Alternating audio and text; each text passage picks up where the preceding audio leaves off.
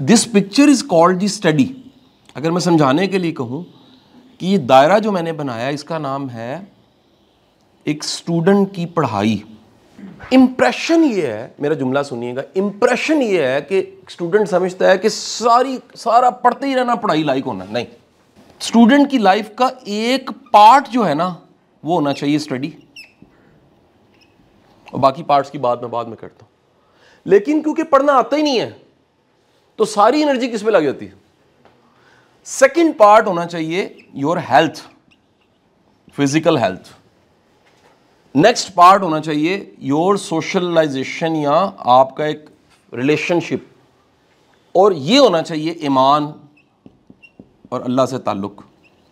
एक student life में मैं कम से कम कह रहा हूँ, एक बालिग बच्चा 16 साल का 17 साल का इस कमरे में जो बैठा है, उसकी प्रायोरिटी में स्टडी, उसकी प्रायोरिटी में हेल्थ, उसकी प्रायोरिटी में रिलेशनशिप सोशल होना, उसकी प्रायोरिटी में ईमान। ये उसकी ट्रे की 4 चीज़ें हैं। लेकिन क्योंकि पढ़ाई करनी नहीं, जब कोई एक चीज़ आती नहीं है और करनी भी है तो क्या होगा? सारी एनर्जी उस पर लग जाएगी।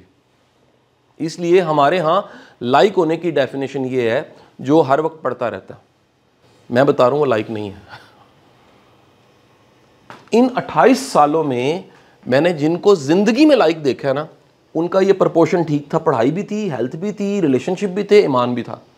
अब इसका तरीकाकार क्या है? अगर एक लम्हे के लिए सोचो, ये पढ़ाई आसान हो जाए अगर आपके लिए, यानी ये अपनी औकात में अपनी जगह पे आए कि 25% ऑफ एनर्जी ले ये आपकी, तो रिमेनिंग ये 25 ये बच जाएगी, रिमेनिंग ये 25 इस पे लग जाएगी, रिमेनिंग ये 25 इस पे लग जाएगी। ऐसे ही होगा कि नहीं होगा? लेकिन अगर ये काम आता ही नहीं है, एक बंदा मैकेनिक है जिसको गाड़ी उसने खोल ली, उसको बंद नहीं करनी आती, तो वो पूरा दिन लेके बैठा रहेगा, गाड़ी बंद नहीं होगी उससे। आता ही नहीं है ना। हमारा स्टूडेंट क्योंकि पढ़ाई करनी आती नहीं है, किसी ने सिखाया ही नहीं, यार पढ़ाई करनी कैसे है।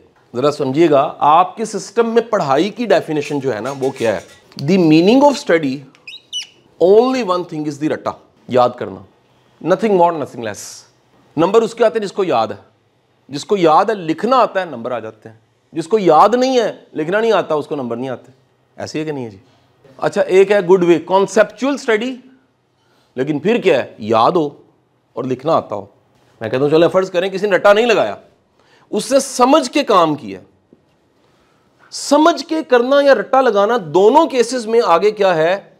यादाश्त और लिखना। अगर ये 2 काम आते हैं तो नंबर आ जाएंगे कि नहीं आएंगे? बताएं, जल्द से बताएं। यार देखो, एग्जामिनर को नहीं पता कि रट्टा लगाया था या समझ के लिखा। उसने क्या लिखा है और वही लिखा जो चाहिए, सवाल का जवाब, और लिखा ठीक है, नंबर आ जाएंगे। ऐसी है। अब मैं ये कहना चाह रहा हूं कि अगर फर्ज करें किसी को याददाश्त उसकी बढ़ गई है, इंप्रूव हो गई है, और किसी को लिखना आता है, ये 2 काम, तो आपका जो एजुकेशन सिस्टम है उसके मुताबिक उसको स्टडी करनी आ गई। आपकी पढ़ाई का मतलब क्या है? जिसको याद रहता है और जिसको लिखना आता है वो लाइक है। अब वो याद रखना समझ के था या रट्टा लगा के, ये मैटर नहीं कर रहा। लिहाजा रट्टा लगाया या समझ आई है, ये आपका मसला है।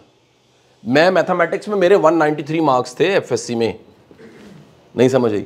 मुझे 15 साल मैथ पढ़ाने के बाद समझ आया मुझे मैथ नहीं आता। मेरे स्टूडेंट के 200 नंबर आते थे। मुझे समझ आया कि मुझे मैथ कॉन्सेप्चुअली आता ही नहीं है। मुझे मैथ में नंबर लेने आते हैं और नंबर दिलाने आते हैं।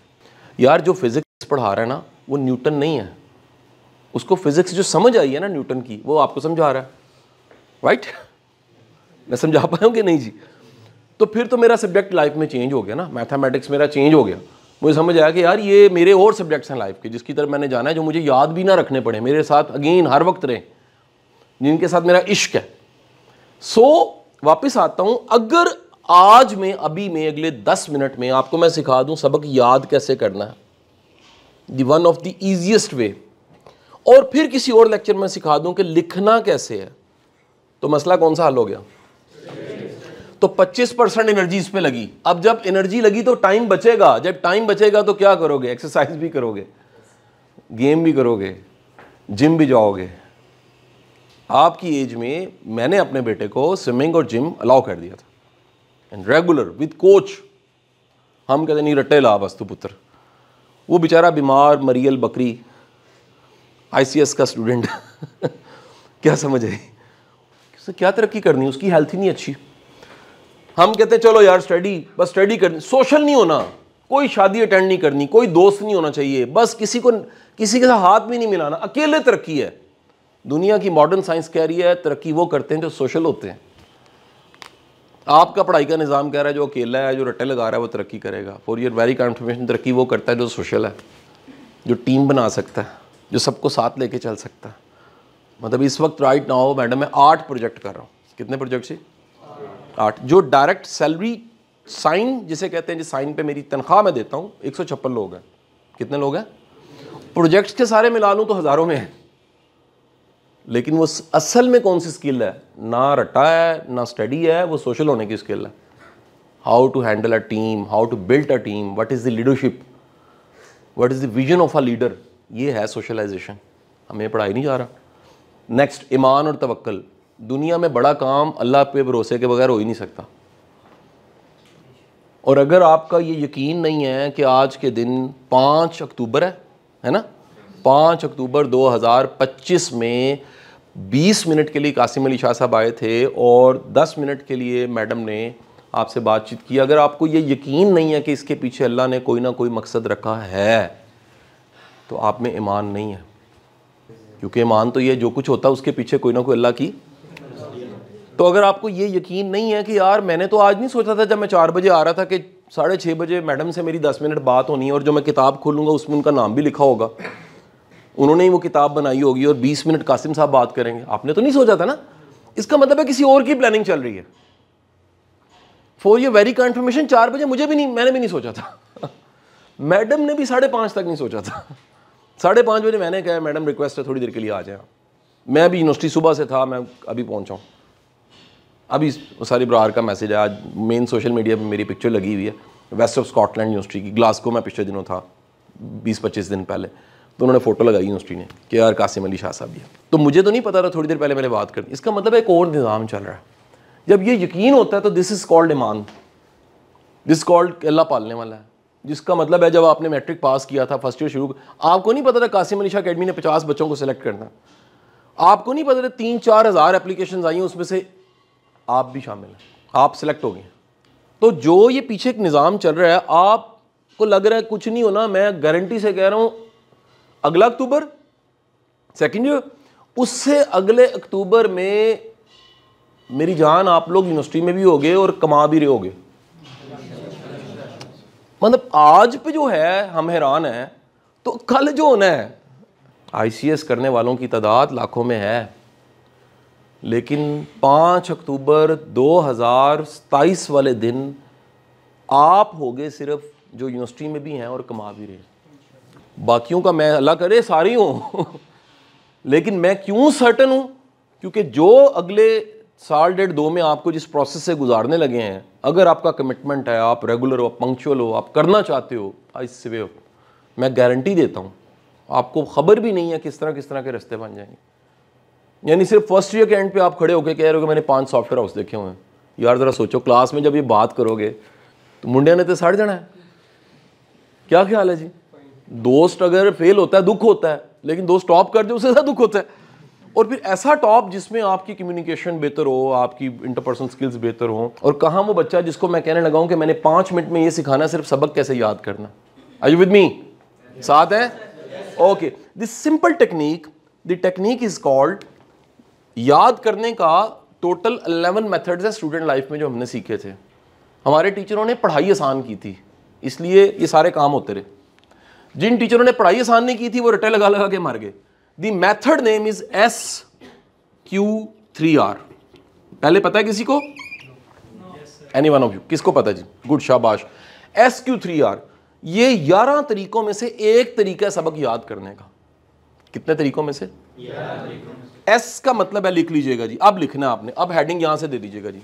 Is called the S is called survey. S is called survey. और सर्वे के आगे उर्दू में लिख लें अंदाजा लगाना। इसका मतलब क्या? सर्वे का मतलब क्या? जांचना, भांपना, एक अंदाजा लगा लेना किसी चीज के बारे में। Q का मतलब है क्वेश्चंस। R 3 दफा लिखा हुआ है। पहले R का मतलब लिख लीजिएगा जी। The first R is read. पहला R है read. Second R is recite and the third R is recall. Third R is recall. S survey, Q questions, first read, then recite, third is. ये method जब बना था ना तो ये इंसान के ब्रेन के फंक्शंस को समझते हुए बनाया गया था। इंसान का ब्रेन, या रट्टा लगाते हो कहाँ रखते हो, याददाश्त कहाँ होती है जी? कभी किसी ने कहा नहीं मैंने गुर्दे में रखा हुआ है, किसी ने कहा जी केमिस्ट्री मेरे जिगर में है, कोई कहे नहीं नहीं नहीं जो फिजिक्स है ना वो तो मैंने फेफड़ों में रखी हुई है। ठीक है कि नहीं? नहीं ना, ऐसे हो सकता। कहाँ है दिमाग का फंक्शन? क्या है दिमाग? पहला काम करता है, ज़रा सुनिएगा ध्यान से, दिमाग किसी भी चीज़ के बारे में एक अंदाज़ा लगाता है। पहला काम क्या करता है? जिसे कहते हैं स्मेल करना, इंग्लिश में स्मेल, उर्दू में पंजाबी में कहते हैं देख दे चावल चखो जी। किसी चीज़ को थोड़ा चख के देखो है कि है, नहीं समझी? पहले एक अंदाज़ा लगाता है। वो जो अंदाज़ा है वो उसका फर्स्ट काम क्या, वो है सर्वे। किसी भी चीज़ को याद करने से पहले उसके बारे में एक परसेप्शन, एक हल्का सा प्रीव्यू, एक उसके बारे में। और आपका ज़माना तो इतना कमाल का ज़माना है, सेलफोन है सबके पास, है ना? सेलफोन का मेटा यूज़ करना शुरू कर दो। खुद से क्वेश्चन किया करो, what is Python, what is Newton's फलाना लॉ। आप मतलब मैं मिसाल देता हूँ कि जस्ट मैं अपना मेटा खोलूँ ना, मैं कहता हूँ जो सर्च इंजन है ना वो हमारी औकात बता देते हैं। क्या करते हैं? अगर मेटा खोलूँ तो मेरा जो मेटा है वो मेरी सारे वो क्वेश्चंस बता रहा है जो मैंने आज तक लिखे हैं। वो क्वेश्चन से पता लग रहा है कि मैं जेंटलमैन हूँ या नहीं हूँ। एनू समझ आइए सिर्फ क्योंकि मेरे क्वेश्चंस, ये फिलॉसफी का जुमला बोलने लगूँ, दिल करे तो लिखना, नहीं करे तो नहीं लिखना। जो फिलॉसफी का बंदा उसे खुद ही समझ आ जाएगी, पहले सुन लो फिर लिखना, नहीं तो ना लिखना। इंसान वही होता है जो उसकी तलाश होती है। जिसको प्यास लगी है ना, उसका नाम जो मर्ज़ी हो, उसकी ज़ात जो मर्ज़ी हो, उसकी डिग्रियाँ जो मर्ज़ी हो, उसका नाम होता है प्यासा। जिसको भूख लगी है ना, उसका नाम जो मर्ज़ी है, ज़ात जो मर्ज़ी, डिग्रियाँ जो मर्ज़ी हैं, ओहदा जो मर्ज़ी है, उसको कहते हैं भूखा। इल्म की प्यास जब लगी होती है ना, तो उम्र जो भी हो, डिग्रियाँ जो भी हो, कुछ भी हो, उसको कहते हैं तालिब इल्म। इंसान क्या होता है? इंसान अपना सवाल होता है। ठीक है जी? इसलिए हदीस के अल्फाज में अल्लाह के रसूल ने फरमाया आधा इल्म कहाँ पड़ा है? आधा इल्म सवाल में है। हदीस क्या है? आधा इल्म क्या है? सोक्रेटिस, सुकरात था ना, वो कहता ना मैं जवाब देता ही नहीं हूँ, मैं सवाल देता हूँ। तो आज से आपने क्या करना है? सर्वे और क्वेश्चंस खुद करने हैं। किसी चीज़ के बारे में पॉसिबल क्वेश्चंस ढूंढा करें कि यार क्या है, कोई चीज़ क्या है, बेसिकली उस पर मुमकिन सवाल क्या बनते हैं, ये कैसे आ सकते हैं, इसका मीनिंग क्या है, ये किस तरह से रेलेवेंट है। क्या फ़र्ज़ करें आप XYZ को टॉपिक पढ़ रहे हैं तो आप उस पर जाके लिखें कि ये ज़िंदगी में काम कहाँ आएगा। अगला काम फर्स्ट आर क्या था? रीड। मैं जब पढ़ाता था ना, या मैं करता क्या था, मैं रीड करते हुए अंडरलाइन कर लेता था अहम पॉइंट्स को। अहम पॉइंट्स को क्या कर लेता था? अंडरलाइन। देन अगला क्या था? रिसाइट। जोर लगा के याद करना। याद करना कैसे? अच्छा, मेरा प्रॉब्लम था जी, आपको सुन को बड़ी हैरत होगी, मतलब आप मैं रिटेन करने की अब मेरी सलाहियत बहुत अच्छी है। मतलब ऑफ एंड ऑन मैं ट्रैवल करता हूँ, तो मैं लाहौर से कराची की फ़्लाइट जो कि 1 घंटा 35 मिनट की है, मैं तकरीबन 250 सफ़ों की किताब में से आधी पढ़ लेता हूँ और याद भी कर लेता हूँ। लेकिन जब मैं 9th में था या फर्स्ट ईयर में था, ये वाले टाइम को याद करूँ, मेरी याददाश्त अच्छी नहीं थी क्योंकि मैंने चीज़ों को सीखा बड़ी मुश्किल से। तो मैं रीड करने के बाद रिसाइट करता था लिख लिख के। मैं समझा पाया हूँ कि नहीं जी? रिसाइट वैसे बोलने को कहते हैं। मैं याद करने के लिए बार बार लिखता था ताकि मुझे याद हो जाए। इसलिए जो मेरे वो कह लीजिए दस्ते थे लिखे हुए सारे, उनका वेट ही कोई 87 kg था। Mother not allowed me to sell to रद्दी वाला। उनका जब बेटा बड़ा होगा ना, तुम्हारे बच्चे बड़े होंगे, उनको दिखाने मैंने, फिर उसके बाद भेज देना। 2 साल पहले बेचे हैं, एक रख लिया सैंपल के तौर पे उन्होंने। उनका नहीं आ रही है, बाप की ना 1997, 98, 96 के नोट्स होने चाहिए कहीं ना कहीं, पता हो। 87 किलो बेच दिए। कितने साल रखे? 20 साल पड़े रहे। क्यों पड़े रहे? बच्चों को पता हो बाप मेहनती कितना था। ठीक जी? तो रीड, देन याद रखिएगा। लास्ट प्रिंसिपल बड़ा इंपॉर्टेंट है।